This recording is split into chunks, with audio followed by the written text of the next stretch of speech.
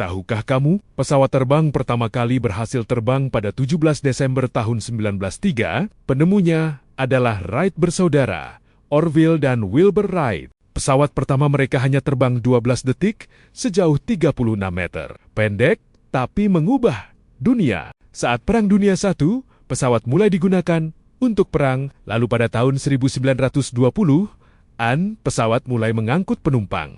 Tahun 1939, pesawat jet ditemukan, membuat perjalanan jadi jauh lebih cepat. Sekarang, pesawat bisa terbang ribuan kilometer, mengangkut ratusan orang, dan jadi transportasi utama dunia. Dari 12 detik, menjadi perjalanan lintas benua.